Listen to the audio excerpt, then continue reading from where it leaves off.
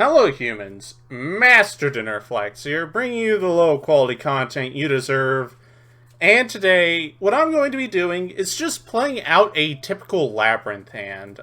It's not a particularly exciting quick combo, but I hope it gives like a really cool demonstration of the deck. So I'm not going to say much, let's just get into it.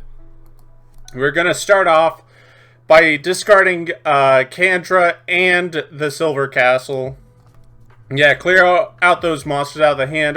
We have the field spell, so it can revive the Silver Castle, so that's fine. And we're going to set Welcome Labrynth, pretty good.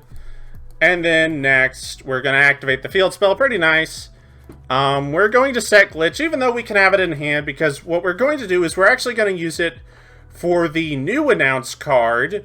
This card's pretty good. It's literally a lone fire for this archetype that also invalidated half of its own archetype just because it now wants the quality of cards to be in your deck much higher.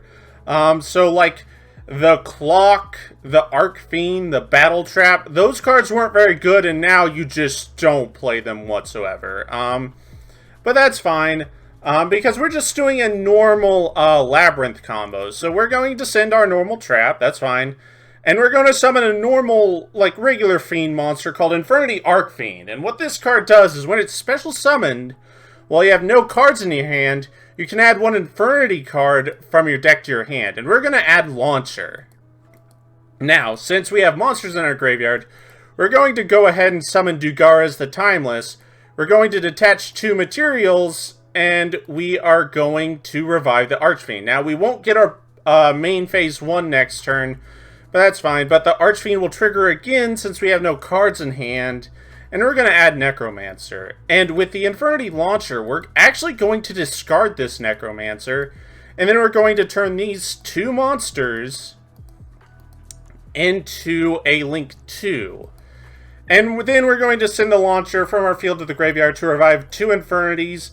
We're going to revive Archfiend and Necromancer. And Archfiend will trigger again to add another Infernity card. Now what we do is we're going to link the IP and the Archfiend into another Link 2. I actually didn't have one at the time, so pretend this is like Dark or Wee Witch or whatever. It's just a Link 2. Now we're going to activate the Necromancer to revive the Arcfiend, and the Arcfiend is going to search another Infernity card, which will actually be another Necromancer. And then we will link these 3 cards into Yugioh's Skuldread. And with this card, we can special summon the Necromancer out of our hand. And the Necromancer will revive the Archfiend to get another Infernity card search. This combo is pretty nice. Now, I have not maximized this combo. I don't know if you can tell because I'm just going to end here. You could take it a lot further, but if you did, you might be missing the point of why these cards are in here. So back in the day, like the very first versions of Infernity were trap decks. The game plan of the deck is you're going to trap your opponent asleep, like dumb down the game state to a very, very simplified pace where there's maybe like 1 to 2 cards between both players, and then you just start Infernity comboing and your opponent loses because you're going to generate too much advantage.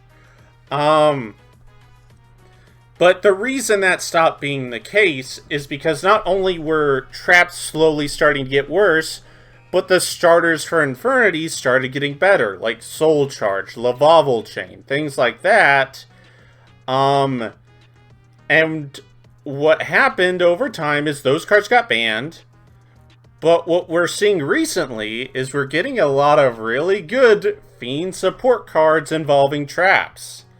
So, what would be the odds that after all this time, Infernity reverted back to its roots, where turn 1, or maybe even to turn 3, you just trap your opponent to sleep. You just activate card after card to dumb down what they could possibly do, and then you just start Infernity comboing. Because, guess what? These cards do have synergy with the deck. Infernity Break can destroy a monster on a field, and it's a normal trap, so it can trigger all your dudes, and in addition, because this is a non-Labrynth card, it'll actually revive the Silver Castle out of your graveyard, and in addition to that, both of the level 4s, whenever they trigger off of a normal trap destroying an opponent's monster, both of them have the effect to draw one card, and then you can set a spell or trap from your hand, or special summon a fiend from your hand. Meaning you could even draw off of both of these level 4s, and it means nothing to the Infernity combo, because it just gets placed on the field immediately. So, this is one of many Fiend decks that can actually directly see support from this deck. I wonder if there are any more. Wait, scratch that. There is another one. Actually, there's like multiple others. I'm just going to demonstrate this one other one because this is my channel and you know what my favorite deck is. But you can actually apply this theory to Unchained and Magical Muskets as well as plenty of other Fiend decks I'm just totally forgetting that have any focus around traps. So let's start with this one. We will normal summon the whatever this one is called. We will toss our normal trap. And since we have ties, we can just special summon Sangan, activate ties, and then we can summon Lilith and Malice because we have Lair of Darkness. And then the Lilith can turn the Sangan into Arcfiend Glitch, and then the Sangan will search our hand trap. And then we can activate Lair of Darkness and set our Ice Dragon's Prison.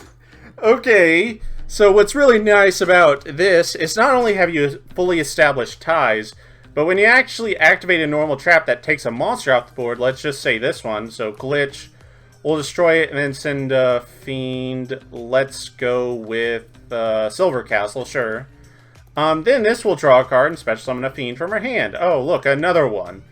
And then we still have Lilith Lair, we still have all these traps, the hand trap, like, this, I'm a little shocked that they somehow made a Fiend Lone Fire Blossom. Now, it's not a one-for-one comparison, but it's pretty damn fucking close. This card is ridiculous. When I said this invalidated half of its own archetype's card pool, I was not joking. One of the problems with like half the cards in the Labrynth archetype is that they were so situational. Like setting, the Battle Trap, the Archfiend, the Cuckoo Clock, all these cards were like, even though they like sounded good on paper, when you were actually playing them, you realize you'd rather them just be literally anything else. Because every time you resolve them, you are not getting any closer to winning, and honestly, if they were just anything else, you'd probably actually win faster, or they might lose you the game because you drew these do-nothing cards. So that was like one of the big problems I was having with the deck. So, that's why I like switched to Lilith instead of those cards, because like it can get you to engine and non-engine, which is really good, and because it's like that infinite combo with the field spell and Lilith is like you'll just always have it in circulation, which is just so much better than those cards. This deck is proving to be a little fucky wucky. This is very nice. I'd never thought I would truly see a time where Fiends were just getting solid support. It's very weird, because Fiends for a very long time, despite the fact that they had one of the largest card pools, they had like the lowest amount of just generic support. Like all their cards were like, send to the graveyard, send to the graveyard, send to the graveyard, and then that was it. Like it was not anything interesting, but now we're actually getting some pretty good Fiend support. But yep, that's about it. Thank you all for watching. Hopefully you enjoyed this video, and if there's like other decks to synergize with, let me know, but you could probably figure it out. But yep, that's about it. Thank you all for watching, and remember, Master Dinner Flex will take your soul.